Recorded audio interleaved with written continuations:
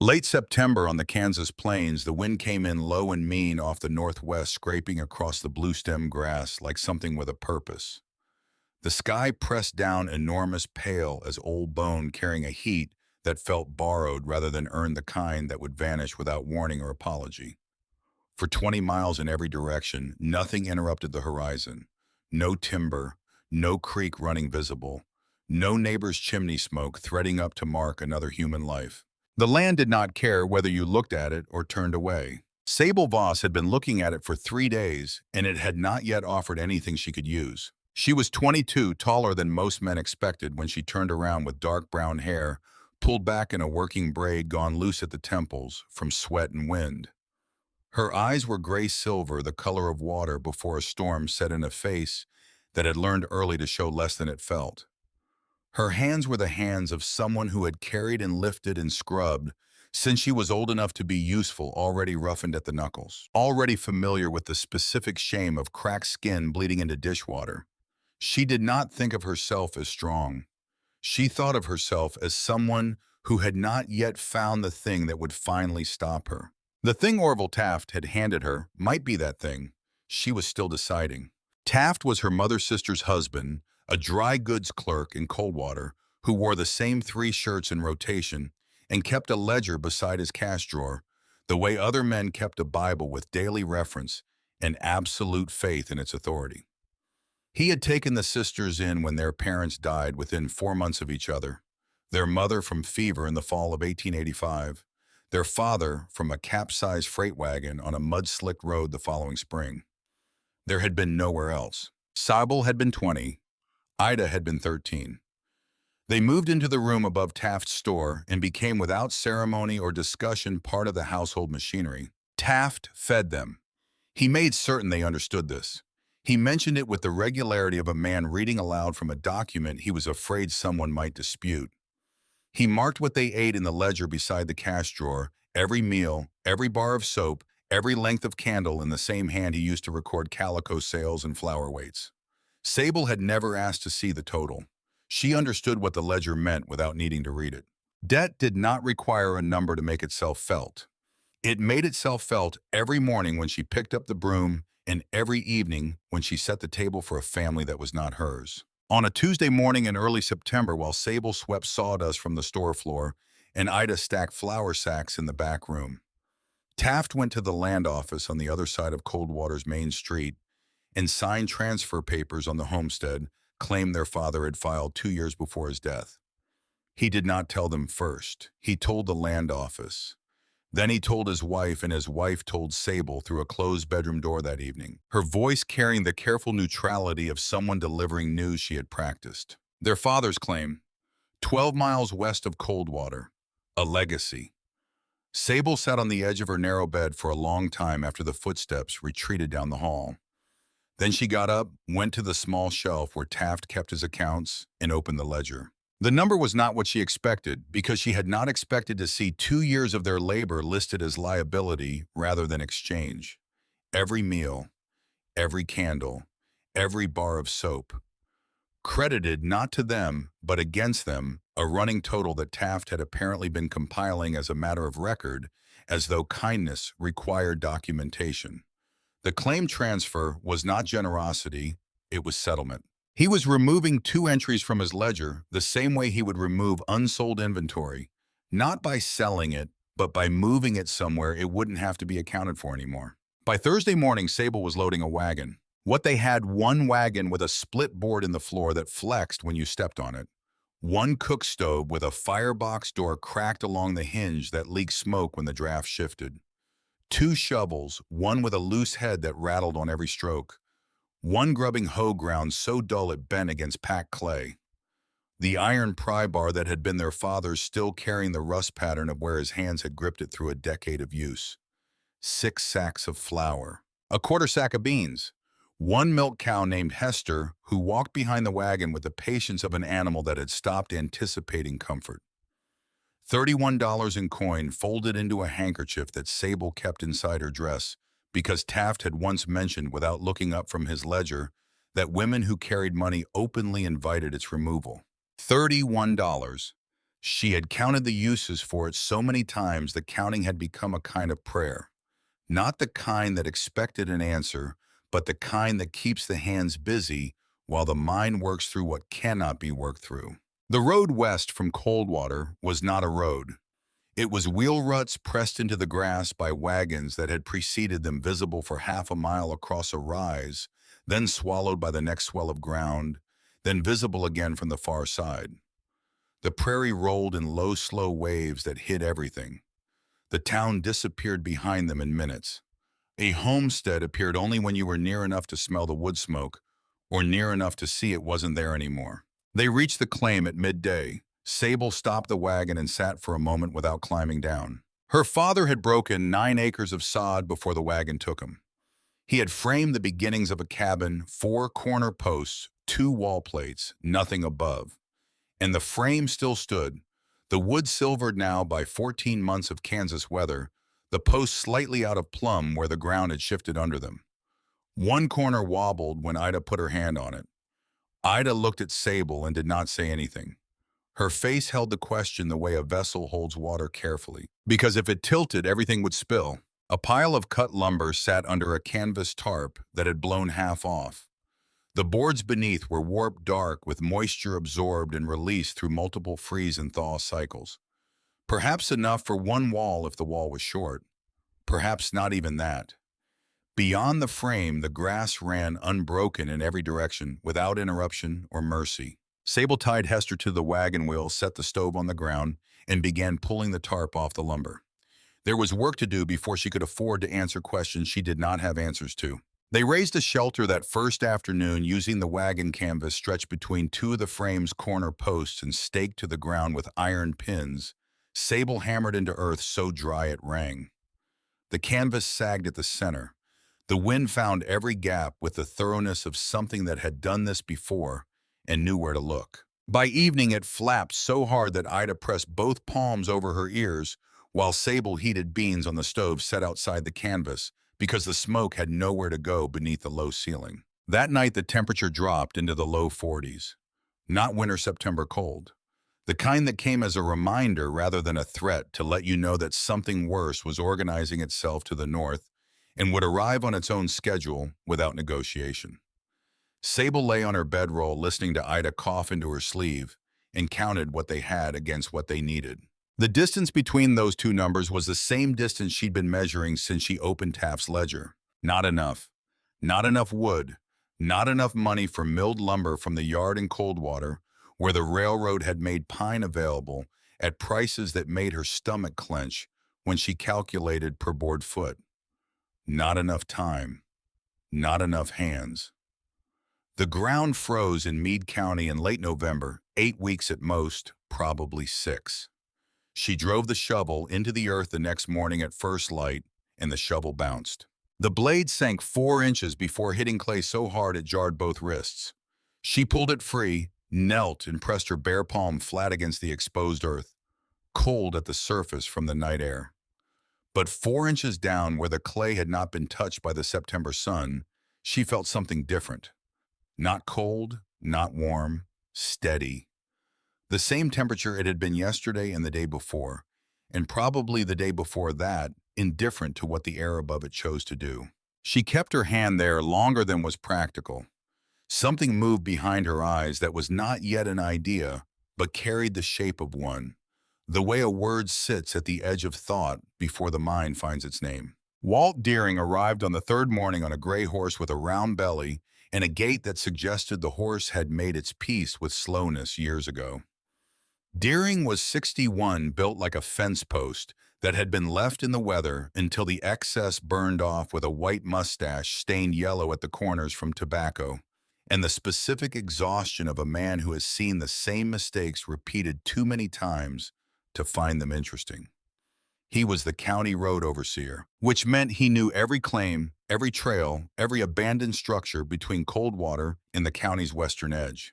He had freighted goods across Kansas before the railroad arrived and considered this history a form of authority that entitled him to pronounce on any human effort conducted outdoors. He did not dismount. He sat his horse at the edge of the camp and looked at the canvas, the stove, the 4-post frame, the cow, the two young women, one standing with a shovel, one sitting on an overturned bucket with a wool blanket around her shoulders. His expression was not cruel. It was the expression of a scale that has weighed something and registered the result. The inventory he read aloud was precise and complete. No timber within hauling distance. No money for milled lumber at current prices. No team for heavy pulling. One well begun and not line producing water so slowly it was barely a seep. A canvas that would shred in the first hard wind. 6 weeks at most before the ground froze. A legal obligation to prove residence in a habitable structure before the claim lapsed, which meant walls or roof that held a stove installed continuous habitation. Sable held the shovel and said nothing. Deering straightened in the saddle. His voice shifted from accounting to verdict the way a man's voice shifts when he's done adding the numbers and arrived at the sum. This claim will bury both of you before winter does. He said it with the flat weight of a stone dropped on a table. Then he touched the brim of his hat, turned the gray horse, and rode south toward the road. The wind moved the grass. The canvas snapped. Ida coughed once, sharp and wet. Every number Deering had cited was correct. Sable had run the same arithmetic in the dark the night before, and it had arrived at the same answer. She drove the shovel into the earth, and it rang off the clay and jarred her wrists, and she drove it again, and the clay chipped rather than yielded, and she kept driving it because stopping accomplished nothing. On the fourth morning, Ida found the badger hole. She had walked Hester east to reach longer grass beyond the broken sod, and she came back carrying a tin cup she'd dropped into a collapsed burrow. The cup had fallen 3 feet down into loose earth, and when Ida reached in to retrieve it, she felt air rising past her arm that was warmer than the surface wind, steady faint carrying the mineral smell of deep clay. "The dirt breathes," Ida said, holding up the cup as evidence of something she didn't yet have words for. Sable walked to the burrow and crouched beside it, held her palm above the opening. The air moved against her hands, slow, consistent, coming up from below with the patience of something that had nowhere particular to be.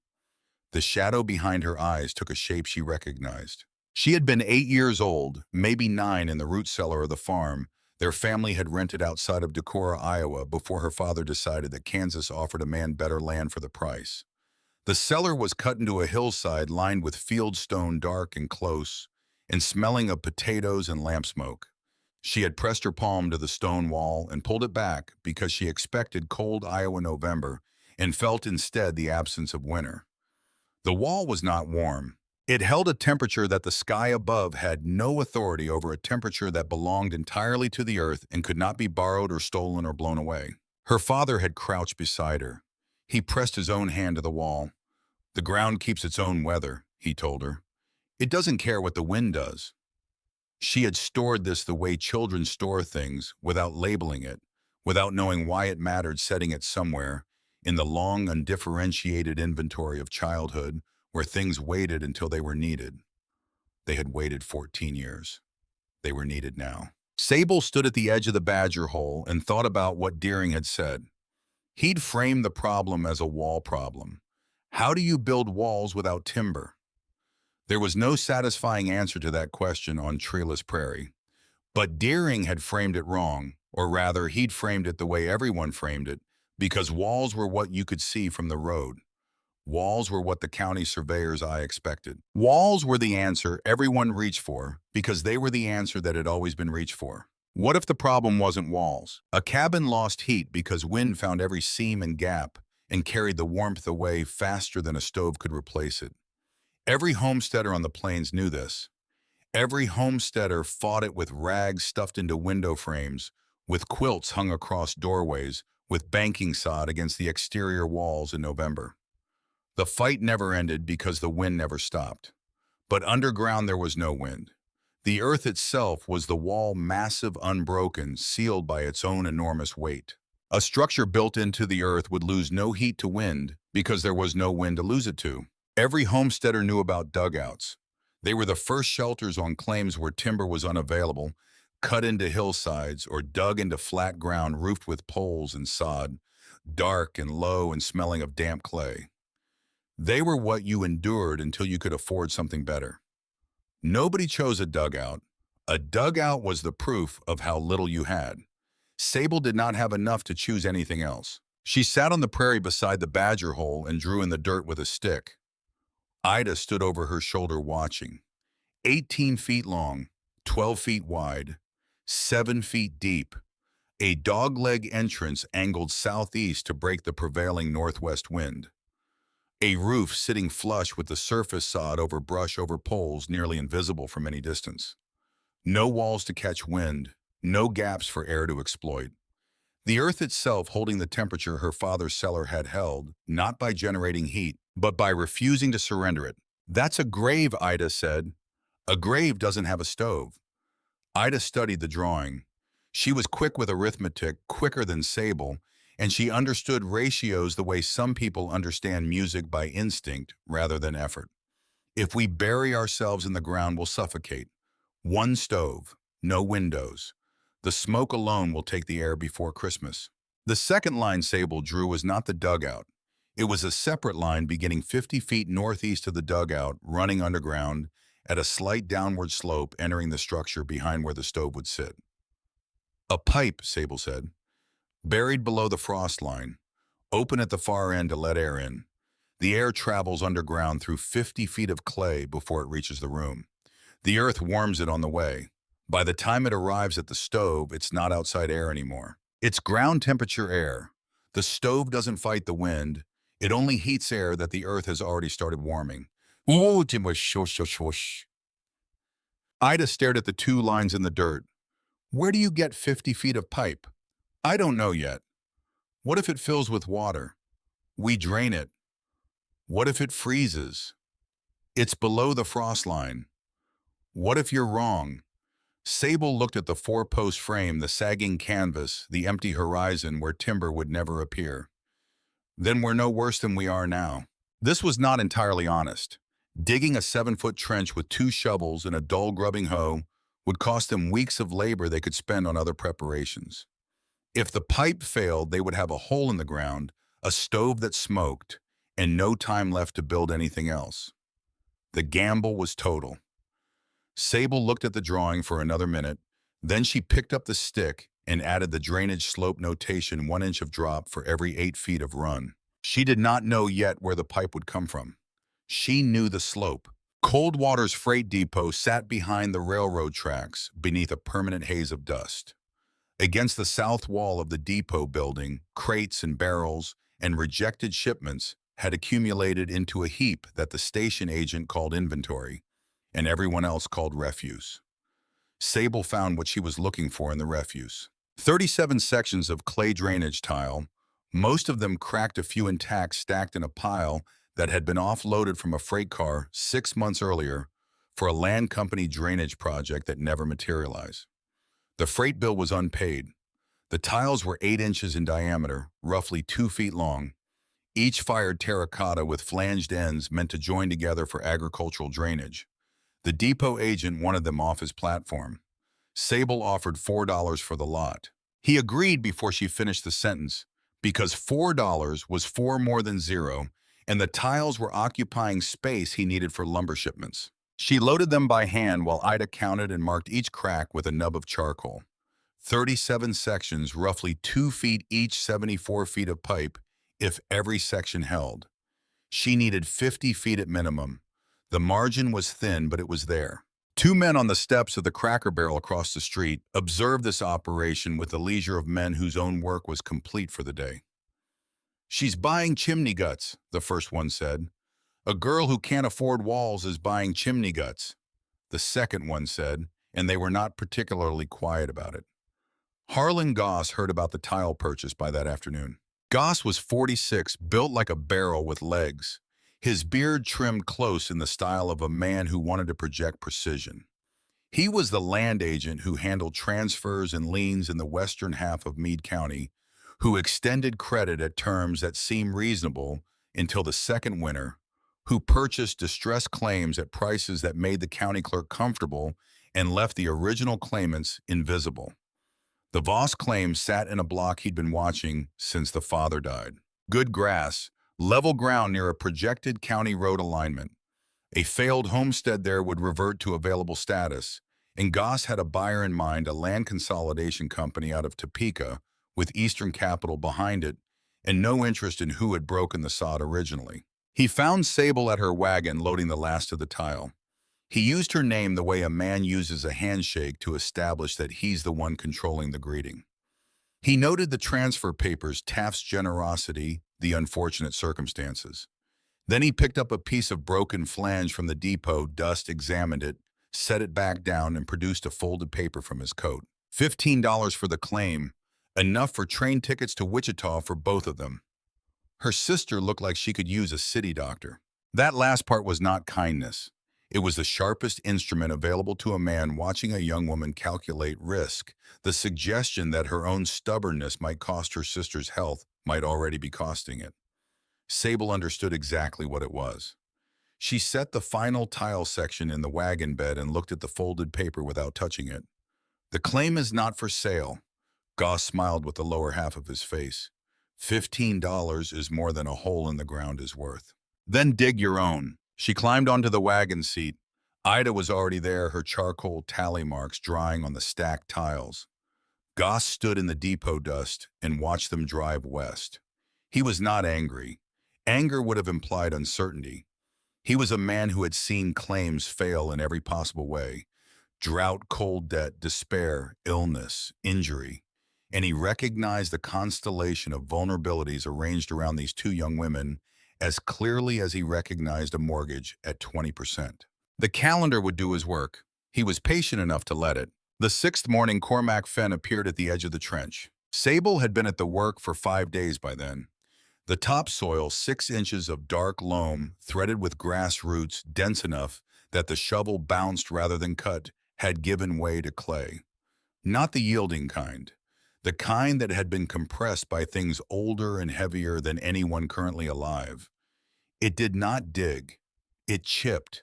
It broke in slabs that had to be pried loose with the iron bar and lifted out by hand. And each slab left behind a surface that looked like it had been waiting underground since before the nation existed, indifferent to being exposed. By the end of 5 days, the main trench was 14 inches deep. She needed 84. Cormac Fenn was 59 years old. He was thick through the shoulders in the way of a man whose body had been built by decades of work rather than by nature, with one leg that swung slightly wide at the hip when he walked the limp of an old injury that had healed imperfectly, accommodated rather than cured. His left eye had gone clouded, the color of creek ice in February, but the clouded eye seemed to register more than the clear one. He carried no tools. He stood at the edge of the trench and looked down at Sable, then at the walls of the cut, then at the angle of her shovel work, and he said, "You cut your walls straight." Sable looked up from 4 feet below, dirt in her hair, cloth wrapping on her hands gone stiff with dried blood at the palm. "Yes. Wet clay on a straight wall will slump. The weight folds inward and pins whatever's underneath." She waited. He made a shape with his hands, not a vertical line, but a slight angle. The cut wider at the top than at the bottom with a horizontal shelf left every 2 feet of depth. The earth would sit on the shelves rather than pressing outward against the cut face. Weight supported from below rather than resisted at the side. He said he dug railroad grade in Illinois for 6 years and drainage trench for 4 more after that.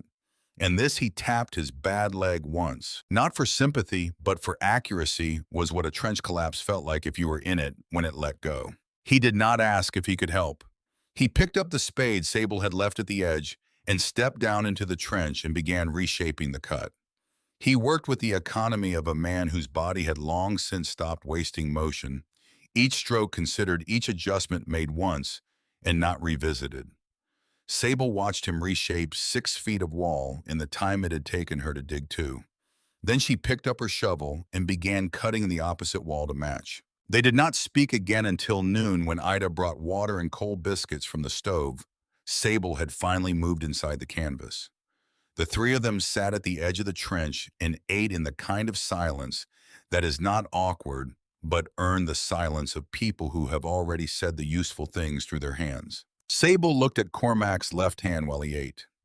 2 fingers gone from the ring, and little side the stumps healed long ago into smooth, rounded ends, the remaining 3 fingers doing the work of 5 with the calm efficiency of long habit. He had paid for what he knew. He was sharing it anyway, without asking for acknowledgement, without offering explanation. She understood this was not charity. It was something older, the recognition one worker extends to another when the work is serious enough to warrant it. "Why are you here?" she asked. He chewed, looked at the trench, looked at the horizon. "I saw you reset a broken tile without putting it down." He meant the moment at the depot loading the tile alone when one section cracked in her hands and she had simply adjusted her grip and kept moving. He had been there, she hadn't noticed him. A woman who doesn't stop when the work breaks is a woman who will finish the work. That's not common.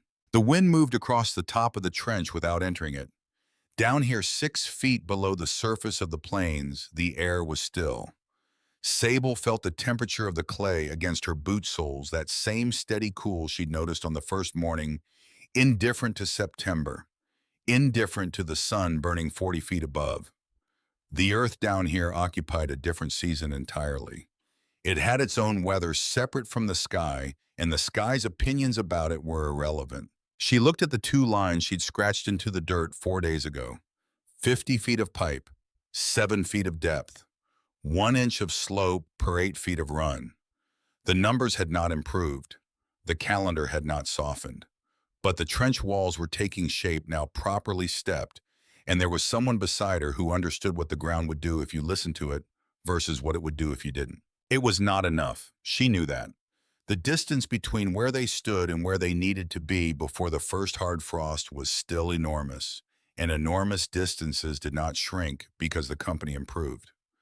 But the work had changed quality, and the quality of work was the only thing she had any authority over right now. She finished her biscuit, wrapped her hands in fresh cloth strips torn from a flour sack, and stepped back down into the trench.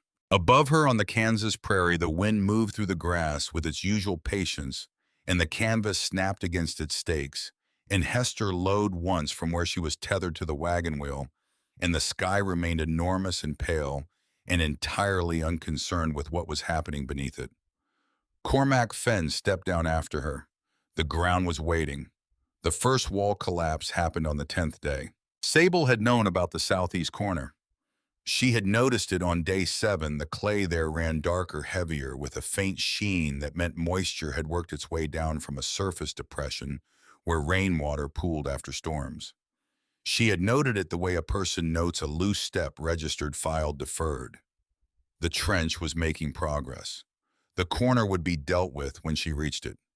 The ground dealt with it first. Ida was below, dragging loose clay fragments into the bucket for hauling to the spoil pile. The sound was not dramatic. A wet, compressed exhale as though the earth had been holding its breath and simply stopped. A 3-foot section of the southeast wall, 5 feet tall, folded inward in a slow cascade of clay blocks in dark mud. Ida's scream was short, cut off by impact, more surprise than pain. The slide caught her to the knee, and she went backward, the bucket clanging against the trench floor. Cormac was already dropping in before the dust settled. He pulled clay blocks with both hands, the 3-fingered left working alongside the full right, no hesitation, no wasted motion. His face flat with the specific concentration of a man who has been in this situation before and knows exactly which of the next 60 seconds matter. Sable dropped in beside him. Together they cleared the slide from Ida's legs in under 2 minutes. The ankle was swollen by the time they lifted her out. Not broken. Cormac pressed his thumb into the joint, rotated the foot, watched Ida's face for the specific wince that meant bone rather than tissue. Sprain. She would not dig for a week. Cormac looked at Sable with the clouded eye that somehow saw more than the clear one. "You knew that corner was wet." "Yes." "Then you dug it anyway." Sable said nothing. There was nothing useful to say. "The ground tells you where it's weak." His voice carried no heat, only weight. "It tells you with color, with the way the surface cracks after rain, with how the clay smells when you break it, Wet clay has a sharper edge than dry, more iron in the scent. You were reading it correctly everywhere else. Why did you stop reading it there?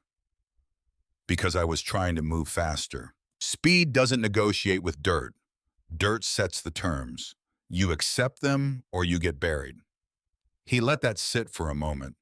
There is no third option. Sable spent the afternoon reinforcing the southeast corner, cutting the step shelf wider, packing dry clay from the spoil pile into the wet zone, bracing the face with two of her father's warped boards driven vertically into the earth at a slight inward angle. Cormac corrected the angle once. The boards needed to lean into the wall rather than stand plumb because the pressure came from above rather than from the side, and a plumb board resisted the wrong direction. Sable pulled the boards, reset them at the correct lean, tamped the bases. He watched and said nothing further, which was how she understood it was right. Ida sat at the trench edge with her ankle wrapped in torn flour, sacking the notebook open on her knee. She had started the notebook on the second day recording date depth, achieved air temperature, tile count observations about the clay's behavior at different depths. Her figures were small, precise, written with the care of someone who believed that numbers properly kept constituted a form of argument that no amount of opinion could defeat. She recorded the collapse time location, depth of wall at failure estimated moisture content, angle of slump. Then she recorded Cormac's correction. Then she drew a small cross-section diagram of the new brace configuration in the margin. The notebook was becoming a document of the ground's personality. Neither of them knew yet how much weight that document would eventually carry. The pipe trench began in the second week, a separate, narrower cut running northeast from the main dugout, deeper than the primary excavation, angled toward the intake stake. Sable had driven 50 feet out on the surface. This was different work. The pipe trench had to reach 6 feet of depth across its entire length, which meant clearing the hard pan layer that Cormac had identified on the third day of their collaboration. At 5 feet down in this stretch of Meade County clay, the soil changed character entirely. The shovel rang off it like striking iron. Glacial clay, Cormac said, driving the iron pry bar into the trench floor at an angle. The bar sank 8 inches and stopped with a dull clang. Compressed since before anyone now living was born. You can't shovel through it. You crack it with the bar lever, the slab up, clear the fragments by hand. He demonstrated the sequence bar at 45 degrees lever with the hip rather than the arms to save the back. Pry the slab until it fractured along its own grain lines. Then lift the pieces clear. The grain runs northeast to southwest in this county. Work with it. Sable's arms shook after 20 minutes of bar work. She widened her stance, shifted her grip lower on the bar for better leverage, found the angle that let her hips do what her shoulders couldn't sustain. When she cracked her first slab cleanly, the bar seated, the lever pressure steady, the clay breaking along the grain with a sound like a green branch splitting. Cormac nodded once and returned to his own section without comment. That single nod held more information than a speech. Ida could not swing the bar. She carried clay fragments out in the bucket, one careful trip at a time, on the tender ankle-keeping count of loads in the notebook margin. By the end of the second day on the pipe trench, they had cleared 9 feet to depth. 41 feet remained. Ruth Calloway appeared on a Thursday evening without announcement. She was 34, lean in the way of someone who never ate past necessity, with hands that had the same quality as Sable's, built by work rather than born to it. She had been widowed 2 years and worked a claim 3 miles southwest with her 7-year-old son Calvin, and she had survived 2 Kansas winters alone by burning twisted hay, dried cow chips, and scrap lumber salvaged from claims that had failed before hers. She knew the prairie the way a person knows a difficult relative, not with affection exactly, but with the particular expertise that comes from having no choice but to pay attention. She arrived with a draft horse borrowed from a neighbor, said the horse needed rest, and she might as well cut roof sod while it stood there, and began working before Sable finished registering that she'd arrived. She did not discuss the pipe. She did not ask about the dugout's dimensions. She cut sod strips with the mechanical efficiency of a woman whose hands knew the motion better than her mind did, and she stacked them root side down the way Sable had seen done on Sound Saudi roofs. And she worked for 4 hours without stopping for water. When she left, 28 strips were cut and stacked enough for the first roof course. At the edge of the claim, she paused and looked back at Sable. "The pipe will flood, but the roof looks like it'll hold." Then she was gone into the dusk, the borrowed horse walking behind her. Sable stood beside the stacked sod for a moment. Ruth had not offered help. Sable had not asked for it. What had passed between them was something older than either transaction, the recognition that two young women were going to die if someone did not cut sod on this particular afternoon, and Ruth Calloway was not willing to carry that knowledge into winter without acting on it. The doubt about the pipe was real. The sod was also real. Ruth had given what she could give and withheld the reassurance she couldn't honestly offer, and Sable found she respected that more than she would have respected false comfort. On the day Sable broke her sixth tile, she sat in the pipe trench with the two pieces in her hands and felt something fracture inside her along a similar line. She had been forcing a flange joint at a bad angle.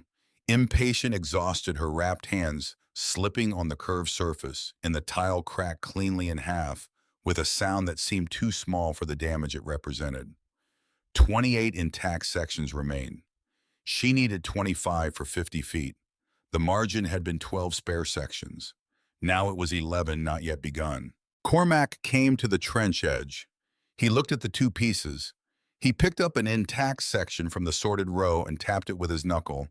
A clean, high ring like a small bell struck cleanly. Then he tapped the broken half, a flat, dead thud, the sound already gone before it registered. A good tile rings. A cracked tile is already telling you what it's going to do under frost pressure. Don't argue with it. They worked through the tile inventory that afternoon, Cormac tapping each section while Sable listened. 3 more failed the ring test, hairline fractures, invisible to the eye, but audible to anyone who knew what silence in a clay bell meant. The usable count dropped. The margin thinned to what it was barely possible provided nothing else went wrong. Harlan Goss rode out on a Tuesday in late October, 3 weeks before the stove went in. He did not come to the trench. He sat his horse at the edge of the claim and looked at the work, the dugout excavation, the pipe trench, the stacked sod, the canvas still serving as temporary shelter, with the expression of a man reading a map that isn't going the direction he expected. Sable was below grade and did not climb out. Ida sat on the spoil pile with the notebook watching him. Goss looked at the stovepipe hole Sable had already measured into the roof position. He looked at the intake stake 50 feet northeast. His expression didn't change, but something behind it recalculated. He had expected abandonment by now, the cold nights, the physical cost, the isolation, the sheer arithmetic of what 2 women without timber or money could accomplish before freeze-up. Instead, he was looking at a pipe trench, nearly complete, a dugout at proper depth on 3 sides, a sod stack sufficient for roofing. "Underground shelter," he said to the air above the trench, not quite addressing anyone. "You know what underground shelter means out here, Miss Voss. It's where people start. It's not where they end up. The Homestead Act requires a habitable dwelling. A hole in the dirt doesn't satisfy that standard." Sable drove the bar into the hard pan without looking up. The act requires a house. It doesn't specify which direction the floor faces. She heard his horse shift. Then, "I'll buy the claim papers. $20. That's more than you'll get from the county when they take it back in the spring." He left before she could respond, which meant he didn't want a response. He wanted her to sit with the number. $20 was more than 15. The calendar was moving. He was patient enough to let the arithmetic do the work he couldn't do directly. Sable drove the bar into the hard pan again. The slab cracked along its grain. She levered it free, passed it up to Ida, drove the bar again. The roof went up in the 4th week of October and nearly took everything with it. The procedure was exact light poles across the short span, 18 inches apart, lashed at the wall tops with wire twisted tight. Over the poles, a thick mat of brush, cut from a willow stand Sable had found 5 miles south after 2 days of searching. Over the brush, scraps of tar paper collected from the depot refuse pile, overlapped like shingles. Over the tar paper, a clay and grass smear for adhesion. Over that, the first sod course root side down. The problem was vertical. All the work until now had been horizontal shovels bars hauling. Roofing required lifting 40-pound poles from a standing position to a height of 7 feet, while balanced on the step wall shelf, which was 14 inches wide and coated in clay dust that turned slick when touched by perspiration. Ida, ankles still tender, held the far end of each pole from the opposite shelf. The third pole slipped. It dropped 4 feet straight down and struck the trench floor with a crack that went through the afternoon like a rifle shot. If Ida had been standing in the path rather than pressed against the far wall, the pole would have caught her across the shoulders. She was not in the path. She was pressed against the wall with her eyes closed. Sable leaned against her own wall for 30 seconds and breathed. Her hands were shaking not from the cold, which was real, but from the specific aftermath of catastrophe that almost occurred. When catastrophe almost occurs, the body doesn't know it was almost. It responds as though the worst happened because for a fraction of a second it did. Cormac, who had been working at the intake mound 50 feet out, came back when he heard the impact. He looked at the drop pole, the position of the wall shelves, the angle from which Sable had been lifting. He said, "You need a gin." A lifting frame, 2 poles crossed at the top and lashed with a rope over the peak. You lift with the rope, not your arms. Your arms are finished. Her arms were finished. She knew it without needing him to say it, but there was something useful in having it named. The gin took a full day to build from 2 of the remaining poles, and a length of rope Sable traded a day's labor on a neighbor's fence to acquire. The lost day was a cost she couldn't afford.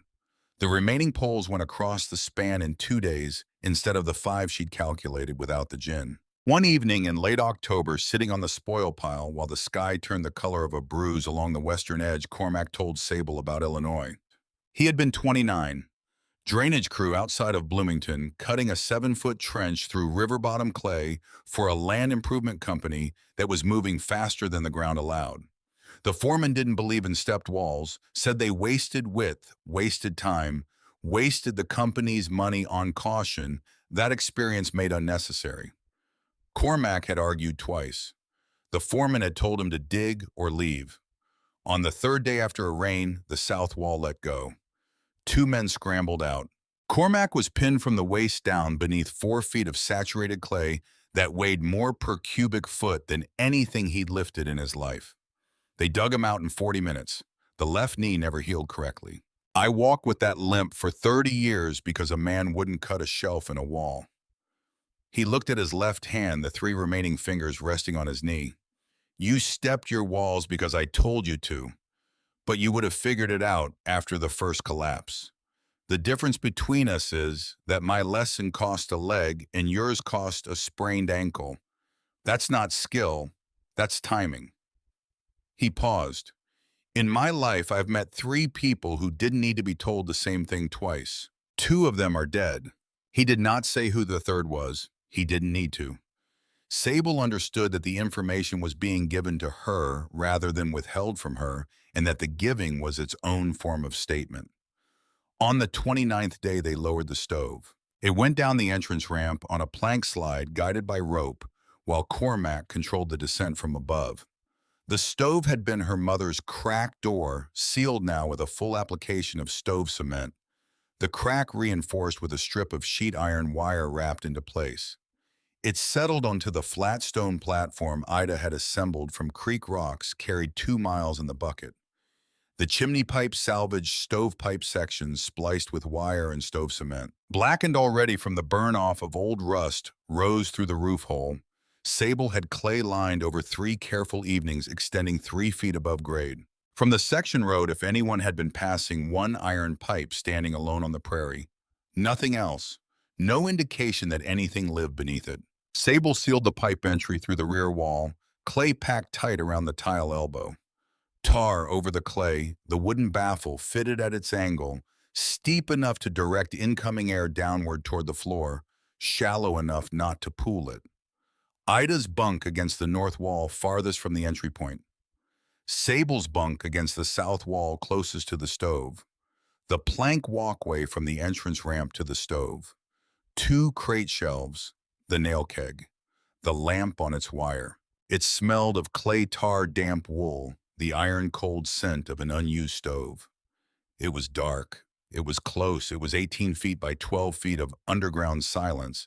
And when Sable closed the inner door for the first time, the wind noise stopped so completely that the quiet rang in her ears like a sound of its own. "Light the stove," Cormac said. Sable fed twisted hay into the firebox, struck a match. The hay caught. The stove metal began its slow ticking expansion. Smoke climbed the chimney pipe cleanly. She could see it in the way the flame leaned toward the flue opening, drawn upward by the draft rather than pushed. She held a chicken feather near the clay tile elbow behind the stove. The feather bent inward. Air was moving through the pipe. It was not warm air. It was not the knife edge of the October night outside either. It was something between tempered, softened, carrying the deep mineral smell of clay 6 feet underground rather than the cutting smell of frost. Cormac held his bare palm at the baffle opening. He closed his eyes. On his face, nothing changed. But something behind it did the quality of a man who has spent decades underground recognizing in a current of earth-warmed air. The proof of a principle he had always understood, but never seen applied this way. "It moves," he said. "Slow now with a small fire. When the stove pulls hard on a cold day, the pipe will move faster. The colder the outside air, the harder the stove pulls, the more the pipe delivers. The system feeds itself on the conditions that would otherwise destroy it." Ida recorded the first measurements. Outside air at the surface intake 31 degrees. Pipe outlet behind the stove 44 degrees. Room temperature near the stove after 1 hour of fire 58 degrees. She wrote these numbers in her precise small hand, dated the entry, drew a small diagram of airflow direction with an arrow. Then she sat back and looked at the stove and the flame and the feather still bending gently inward, and said nothing, because the numbers had already said it. That night after midnight, Sable heard a new sound, a clicking intermittent from the pipe entry. She lit the lamp, held it near the baffle. A thin line of water ran along the bottom of the tile elbow and dripped onto the sump gravel, each drop striking a stone with a small clear click. Condensation. Warm earth meeting cold air flowing through moisture, collecting on the pipe interior and running downhill by gravity to the sump, exactly as the slope had been designed to allow. Exactly as Ruth had predicted. Sable lay in her bunk and counted the intervals between clicks and calculated how much water the sump gravel could absorb before the drain plug needed clearing. The math came out possible, not comfortable possible. The clicking meant the slope was working. The clicking also meant the pipe was alive, in a way she hadn't fully reckoned with, not a sealed system, but a breathing one, sweating as it breathed, carrying water along with air, dependent on the slope and the sump and her attention to both. If the water froze at any point in the run, the breathing would stop. If the breathing stopped, the stove would starve for air. If the stove starved, the smoke would find the room before the chimney. She lay in the dark beneath the Kansas prairie with the lamp out and listened to the pipe clicking in the wall, counting drops, doing the arithmetic that no amount of careful design could make disappear. Outside, the wind moved over the ground that covered her. The ground did not move. The fire in the stove ticked as it settled, the metal cooling slightly now that the hay had burned to coals. The system was alive. It was imperfect. It needed watching. These three facts were, she understood, not separate conditions, but a single one. The condition of anything built to last through difficulty. She checked the sump drain, found it clear, pressed the plug back into place. Returned to her bunk, closed her eyes. The pipe clicked in the wall, steady as a clock counting down toward winter. The morning of January 12th came in mild. That was the lie it told. Temperature near 40 by mid-morning, the snow crust softened on south-facing ground, the sky a clean, pale blue that hurt after weeks of low gray. Ida recorded 51 degrees at the pipe outlet, 65 in the room near the stove. The best number since October. Sable opened the intake screen, completely removed the partial muslin block she'd been using on windy nights to slow the airflow, because there was no reason not to. The day felt like the plains offering an apology for the previous 2 months. She did not close it before she went to haul water from the well. At 1:30 in the afternoon, she straightened from the well rope and looked northwest. The color was wrong. Not gray, gray, green, the specific shade of sky that has no business existing, pressed flat against the horizon like something heavy leaning against a door. It moved southeast with the deliberate speed of a thing that had already decided and was simply arriving. The temperature change came before the wind, the way the shadow of a falling object arrives before the impact. The mild air withdrew from her face in a single moment, pulled away like a hand lifted from warm skin, replaced by something that did not build but simply was cold, complete without gradation. She dropped the water bucket and ran. The wind arrived before she reached the entrance ramp. Not a gust of wall, continuous, dense with snow, so fine it did not fall, but traveled horizontally, filling the air until air and snow were the same substance. The sound was not a howl. It sat an octave lower than howling, a roar that seemed to come from the ground rather than the sky, as though the plains themselves had found a voice. She seized Hester's rope from the intake mound stake, dragged the reluctant cow down the entrance ramp. The animal barely fit her flanks. Brushing both walls, shoved her into the far corner, pulled the outer door shut against the drift already forming at its base. Ida had the notebook open on the nail keg. She looked at Sable's face and closed it. The stove flame was wrong. It leaned sideways rather than toward the flue feathering at the edges, pulling toward the room rather than the chimney. Smoke ghosted from the cracked door seam. Sable looked at the feather near the baffle. It hung still. The intake screen 50 feet northeast, which she had opened fully this morning because the day had lied to her, was being packed with wind-driven snow traveling at speeds that turned ice crystals into something closer to sand. The muslin she'd removed was somewhere in the entrance ramp, buried under the drift, forming against the outer door. The screen was exposed open, and the storm was filling it, the way water fills a cupped hand completely without effort. The stove flame shrank. Smoke thickened in the upper third of the room. Sable tied her father's rope around her waist, the same rope she'd used to lower poles during roof construction, looped the far end around the stove leg, told Ida to hold the coil and feed slack. Pushed the outer door open into the resistance of packed snow, dropped to her hands and knees on the entrance ramp, and crawled into the storm. The wind pressed her flat against the sod surface before she'd cleared the door frame. She could not see the intake mound. The snow was not a curtain, it was a medium, the way water is a medium, something you move through rather than past. She crawled north by the feel of the ground's slight slope, 10 feet 15, the rope paying out behind her. At 20 feet, the rope pulled taut. She lay on the prairie with her cheek against the snow crust and understood with complete clarity what she had done. The intake mound was 50 feet from the entrance. The rope was 20 feet long. She had known this when she tied it. She had not thought it through because thinking it through would have taken 30 seconds she didn't believe she had, and those 30 seconds of calculation would have cost her the decision. Now the decision had cost her everything. Below her through the snow, crust pressed against her sternum, she heard it. Not through the air was pure roar, uniform, information-free. Through the earth. 3 strikes metallic transmitted up through 6 feet of clay and 2 feet of frozen crust into her ribs. A pause. 3 more. The rhythm of a question rather than an accident. Cormac Fenn had left his claim that morning to check a trap line along the creek draw a mile and a half east.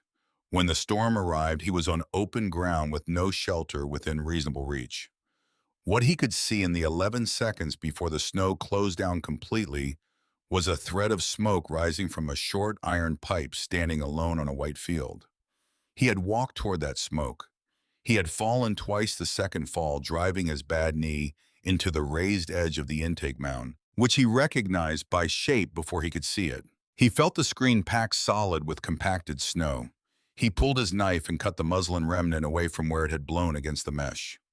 He scooped snow from the screen with his bare hands, the cold immediate and absolute, the snow refilling almost as fast as he cleared it. Then he drew the knife spine across the pipe 3 times hard enough to carry through clay. Sable heard it through the earth. Her body was pressed against. She clawed herself back along the rope to the entrance, pulled herself down the ramp, pushed the door shut against the pressure of wind, trying to follow her in. At the baffle, she pressed her ear to the clay elbow. Air moved faint, barely a breath, but present. Cormac had cleared enough for a threat of draw to resume. The flame steadied fractionally. The smoke did not clear. It was not enough. She went to the sump in the floor, the gravel-lined pit where the pipe entered the dugout wall at its lowest point. The clean-out plug sat at the bottom, a wooden cylinder wrapped in tarred cloth, sealing the drain channel that ran through the dugout wall to the surface at ground level. The channel was 8 inches in diameter, barely 2 feet long, designed only to carry water out. It had never been intended as an air passage. She pulled the plug. Outside air entered through the drain channel, without the benefit of 50 feet of clay to temper it raw, unmodified winter air, far colder than anything the pipe had been delivering on calm nights. It poured across the floor in a wave that Hester registered before Sable did the cow, shifting her weight and lowering her head. The temperature at floor level dropped in under a minute. Ida pulled both blankets from her bunk without being asked, wrapped them around her shoulders, pressed her back against the north wall away from the cold rolling across the floor. The stove flame straightened. The chimney began to pull. Smoke that had been hanging in the upper third of the room found the flue and rose. The draw was imperfect. The drain channel was too short and too direct to provide the volume the stove wanted, but it was enough to keep the fire alive without suffocating them. Sable fed hay into the firebox in careful handfuls, not fuel loads. Enough to sustain, not enough to outpace the weakened draft with smoke. Ida watched the feather at the baffle. It moved barely toward the clay elbow, meaning some draw still came through the partially cleared pipe, even as the drain channel provided the bulk of the airflow. She reported this in a flat voice as though reading column figures, because that was how Ida processed crisis, by converting it to data, which had the advantage of being arguable only on its own terms. Outside, Cormac worked. His hands were bare. He had not brought gloves for a trap-line walk on a mild January morning. The snow refilled the intake screen within seconds of each clearing. He developed a rhythm scoop, with both hands packed the cleared snow to the side of the mound where the wind would carry it away rather than back into the screen press. His palms flat against the mesh to feel the draw increase. Briefly scoop again when the draw slackened. His hands stopped hurting after the first 20 minutes, which was not a good sign but was a practical one. Numbness permitted continued work in a way that pain did not. He built a windbreak on the northwest side of the intake mound from compacted snow blocks cut with his knife, stacking them in a rough crescent that slowed the drift refilling. It was crude work. It held imperfectly. It was enough to reduce the refill rate by half, which meant his clearing intervals could lengthen, which meant the pipe could draw for slightly longer between each interruption. Inside the room, temperature stopped falling. It sat at 52 degrees near the stove, not comfortable, not warm in the way the system delivered on calm nights, but survivable. Ida recorded it.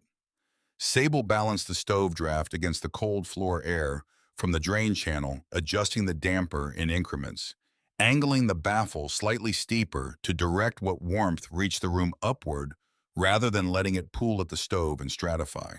At just after 5 in the evening, the pipe draft strengthened enough that Sable pressed the cleanout plug back into the drain channel. The cold floor air ceased. The stove continued to pull through the clay pipe alone, the intake mound's snow windbreak holding well enough to maintain consistent draw. The feather at the baffle bent steadily inward. She opened the outer door into a drift that had built to her hip and found Cormac slumped against the intake mound with both hands pressed between his thighs and his face the color of unlit tallow. She tied the rope under his arms the way you'd secure cargo, braced her feet against the mound, dragged him 50 feet across wind-scoured snow while the storm continued its argument overhead, then hauled him down the entrance ramp and got the door shut. Ida had stones heating on the stovetop. She had cleared the floor between the stove and Hester's corner without being asked. Sable positioned Cormac close to the stove's radiant side, packed heated stones against his feet. Without removing the boots, she did not want to know. Yet what was inside them wrapped him in the blankets Ida had vacated. His hands, when she finally looked at them, were white from the fingertips to the wrists of both. The right hand, which had done most of the clearing, was worse. The storm spent itself through the night into the following afternoon. Inside the dugout, with the stove burning steadily, and 5 bodies adding their heat to the enclosed space.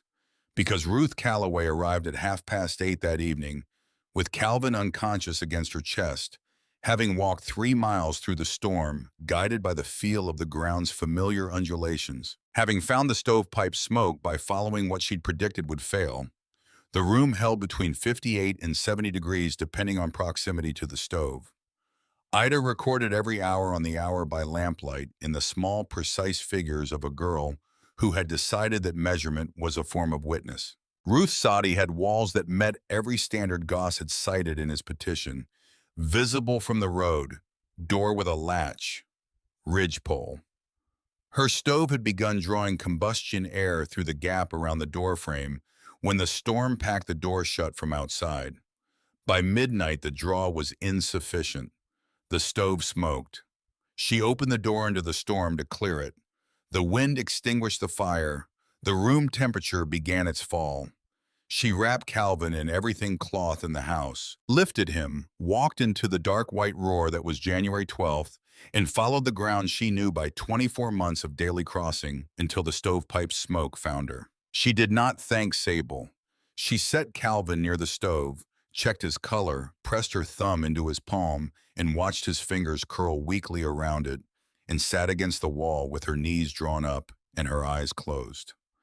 Gratitude between them would have required one to be the giver and the other the receiver, and the division was not that clean. Ruth had cut the roof sod. Sable had built the room Ruth's son was breathing in. Calvin's color returned over the course of 2 hours. He woke enough to drink water, then slept against his mother's side. Cormac's hands were another matter. By the third morning after the storm, the white had progressed to mottled, then to the specific dark discoloration that told Sable what she did not want to be told. She packed both hands in clean cloth kept at room temperature, elevated them on a rolled blanket, kept the room at its highest sustainable temperature. The right hand showed the damage first along the fingertips. The left had fared slightly better because it was the hand with fewer fingers, and he had unconsciously favored the right for the heavy work of clearing the screen. He did not complain. He lay on Sable's bunk and ate what was put in front of him and watched the feather at the baffle with the attention of a man who had built enough things to find ongoing interest in watching them work. When Ida read him the temperature records from the night of the storm, he listened without expression, then asked a single question. When did the drain channel close? Sable told him. He nodded as though confirming something he had calculated independently.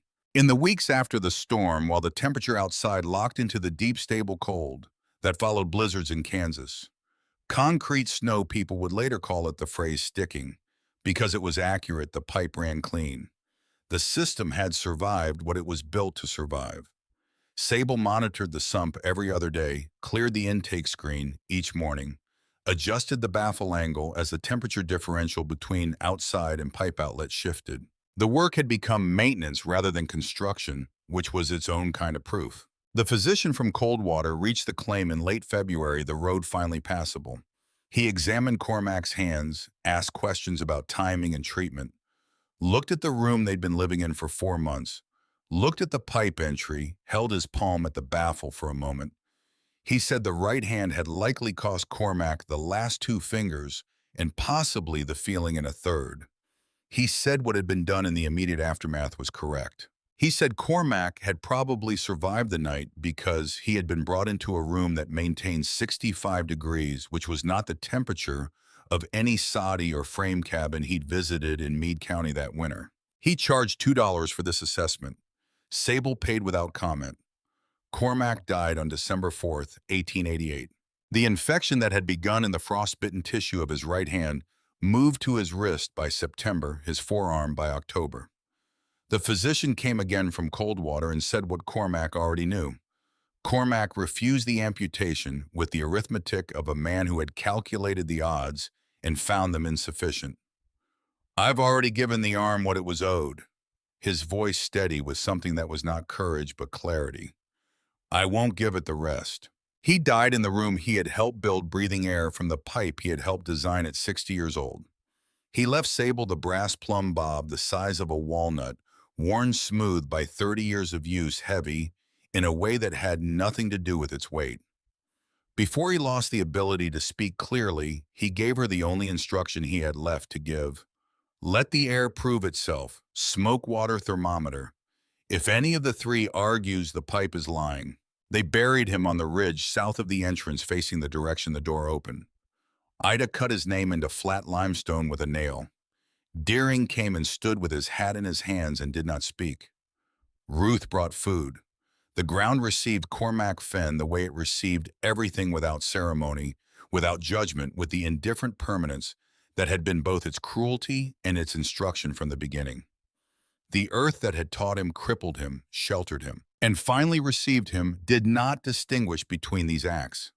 It held its temperature. It kept its own weather. Sable stood at the grave with the plumb bob in her coat pocket and felt its weight not as brass, but as everything he had known that she now carried forward. In March of 1889, a prairie fire started east of the section road from a locomotive spark and moved northwest on the wind. Sable saw it coming with 20 minutes to spare, a brown haze, thickening south and east, carrying the sweet, sharp smell of curing grass burning. She wet muslin across the intake screen, opened the stove draft wide, got Hester down the ramp. Ruth arrived with Calvin. Two women from the shot claim came, one of them 63 years old and walking on two canes. Hagedorn brought his three children, the youngest 4 years old and crying into his father's collar. 11 people in the room when the fire crossed the claim. The sod roof held the grass on it still green from snowmelt, the earth beneath it indifferent to combustion temperatures that only existed at the surface. The fire passed in 20 minutes. When Sable opened the door, the prairie was black to the horizon. The stovepipe stood unmarked. The intake mound was scorched but intact. Hagedorn looked at the pipe for a long moment, then turned to Sable. How long would it take to build something like this at the schoolhouse? Sable looked at the scorched intake screen, the blackened muslin, the 11 people climbing out of her home, into a world that had tried twice to reach them and failed both times by the same margin. She thought about Cormac, about the weight in her pocket, about what he would have said and how he would have said it without ceremony. That depends, she told Hagedorn. Whether you build it right or build it fast, those aren't the same thing. By late spring of 1889, Goss had been watching the families come to the claim with questions: how deep, how long, what slope, where to get tile. He hired a railroad section worker to dig what he called a Voss breathing cellar on a farmstead south of Coldwater and charged the farmer $8. The trench was 3 feet deep, not 6. The pipe run was 15 feet, not 50. There was no slope because Goss had not asked about slope, and Sable had not volunteered it to a man whose intentions she understood. There was no sump, no clean-out. The first significant rain of April flooded the level pipe. Water backed up to the intake, pooled in the sections, reversed into the cellar room when the farmer lit his stove and created a draw. Cold, mud-carrying air entered the room instead of ground-tempered air. The farmer found Sable at the claim and described what had happened. She pulled a section of Goss's pipe from the trench. It was thin-walled, unglazed on the interior, cracked at both flanges from careless handling. The joint seal was dry clay, no tar, no compression fit. She tilted the section and water drained from both ends, carrying brown sediment. She set it on the farmer's fence post. No slope, she told him. No drain, no seal at the joints. Without the slope, the pipe becomes a trough. Without the depth, the earth can't temper the air because the earth at 3 feet is nearly as cold as the surface. You need all three or you have none of them. She told him the cost and the labor of doing it correctly. She left the pipe section on the post as evidence. Then she went to find Goss at the freight depot where he was overseeing a shipment of the same thin-walled pipe from a supplier in Missouri. She set the farmer's flooded section beside his new inventory. You copied the shape, she said. You left out what makes the shape work. No slope, no drain, no seal. The family inside breathes whatever the stove can't burn. When the pipe freezes in December, and it will because it's above the frost line, you'll tell them the design failed. She picked up one of his new sections, tilted it, let him see the unglazed interior. The design didn't fail. You didn't build the design. Shamam, wushima shami shambam. Goss looked at both pipe sections on the dock. There's a market for affordable shelter improvement. I'm meeting a need. You're selling drowning as breathing. The market will notice when people start drowning. The public hearing came in June of 1889, convened in the back room of the county building in cold water benches borrowed from the Methodist Church, 30 people, the tin roof ticking in the summer heat. Goss had petitioned the county to establish standards for underground dwellings, arguing that structures invisible from the section road constituted a hazard to surveyors and road graders. He spoke well, with the fluency of a man for whom argument was a professional instrument rather than a personal conviction. Sable placed two pipe sections on the table at the front of the room. Her section 8-inch glazed terracotta, properly flanged, tar-sealed at the joints, with a visible slope of 1 inch over 8 feet, marked in chalk along the exterior. Goss's section, 6-inch unglazed crack flange dry clay seal, already powdering at the edges. She poured water into her section from a pitcher. It drained through in 4 minutes, emerging clear at the outlet end. She poured water into Goss's section. It pooled at the midpoint and sat there going nowhere. Deering spoke first. He stood with his hat on his knee and described what he had seen the previous March, the warmth that had met his face when he descended the entrance ramp, the feather bending at the baffle, the temperature records Ida had kept through 4 months of Kansas winter. He described January 12th, which he had heard about in detail from Ruth, who sat in the third row with Calvin beside her. Calvin was 8 now. He did not speak. His presence was the testimony. Then Ida opened the notebook and read. She read without commentary, without dramatics, in the precise, flat voice of someone who believes that numbers constitute their own argument. Temperature by date. Pipe outlet versus outside temperature. Fuel per week compared against the figure. Deering himself had given them in September as the minimum for surviving winter in a conventional 4-wall cabin. The night of the storm, outside temperature estimated at 14 below zero with sustained winds. Room temperature near the stove, 70 degrees. The dugout had burned less than half the fuel of a comparable above-ground structure to maintain that result. When she finished, she closed the notebook and sat down. The room held a particular quiet, not the quiet of uncertainty, but the quiet of a sum that has been arrived at and cannot be revised. Goss attempted his rebuttal. He cited survey standards. He cited the Homestead Act's language on visible habitable structures. He was specific and prepared. Then Schott, who had been at the March site visit, asked him a single question. What's the slope on the pipe you installed for Henderson south of town? Goss said the installation followed standard drainage practice. Schott, what's the slope? Deering from the front row without turning around.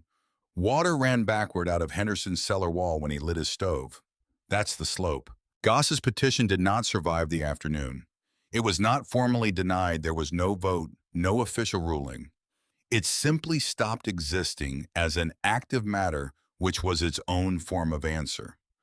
The room that had been watching two pipes on a table, one that drained and one that didn't, had already reached its conclusion before anyone called for a decision. Goss left Coldwater by the following spring, selling his holdings at prices that reflected the urgency of his exit rather than the value of his property. The freight depot agent mentioned it to Sable the way weather gets mentioned, as a condition of the landscape requiring no particular response. He was not defeated by argument or authority. He was defeated by the accumulated weight of specificity, by slope measurements and drainage data, and the difference between a pipe that breathed and a pipe that drowned. Water ran downhill whether Harlan Goss charged $8 or not. The physics had no opinion about his motives.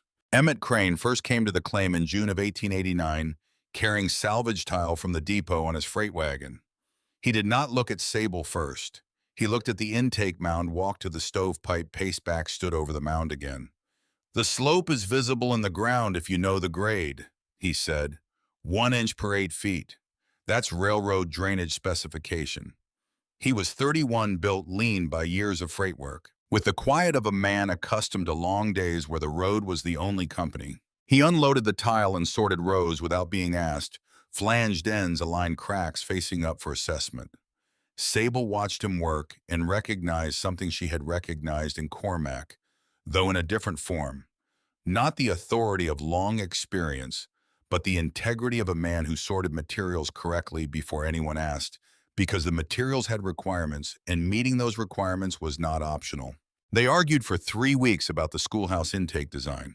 She wanted two pipes for redundancy. If one clogged, the other would keep the room breathing.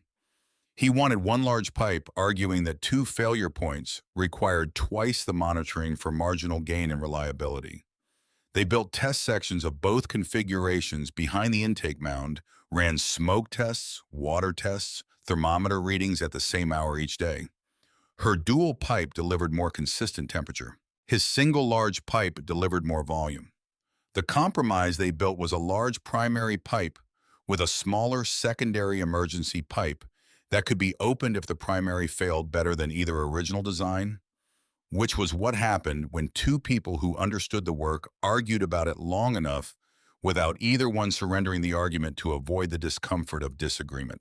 They were married in October of 1889 in the dugout because Sable would not be married in a building she hadn't built, and Emmett said the dugout was the most honestly constructed room in the county, and he saw no reason to argue about the venue.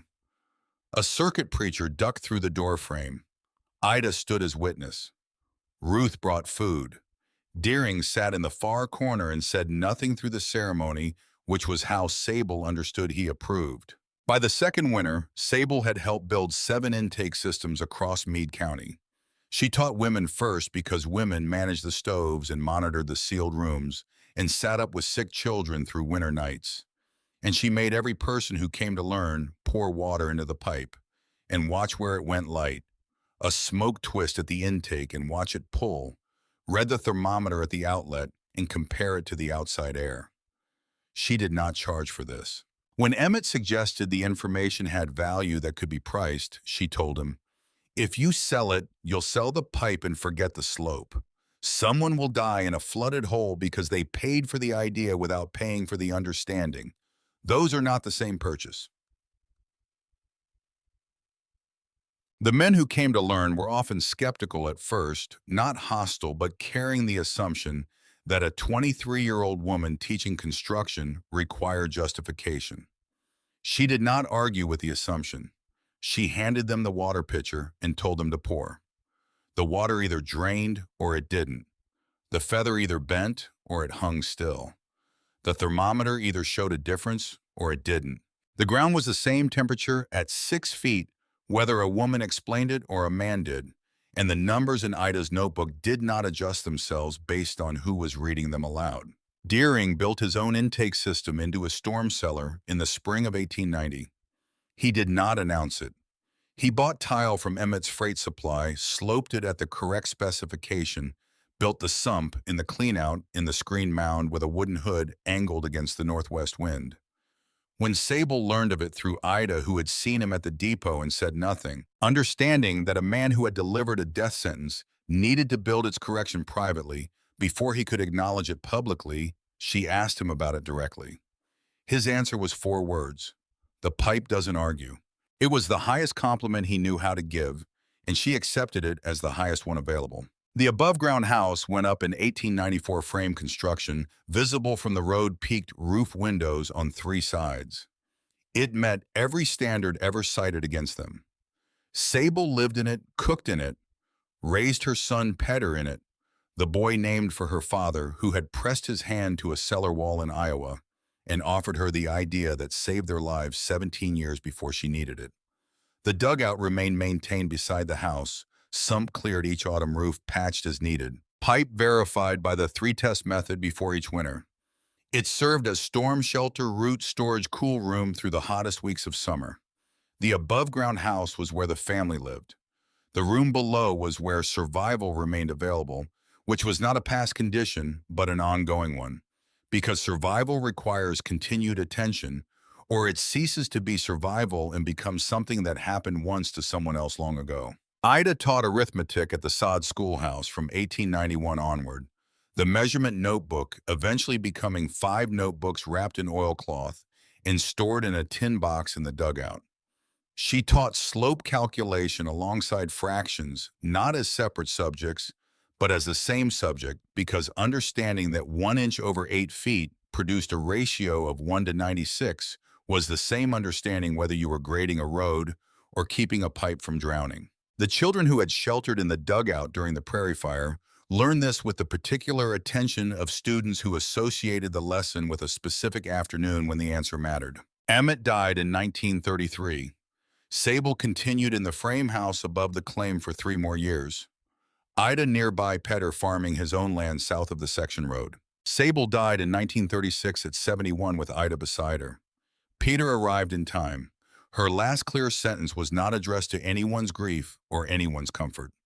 It was addressed to the same practical concern that had governed every decision she'd made since a September morning when she drove a shovel into Kansas clay and felt the earth's steadiness against her palm for the first time, and understood that something underneath the surface had been waiting there indifferent to the sky, holding its own temperature, keeping its own counsel. "Check the pipe," she said. Peter went down the entrance ramp for the first time in years.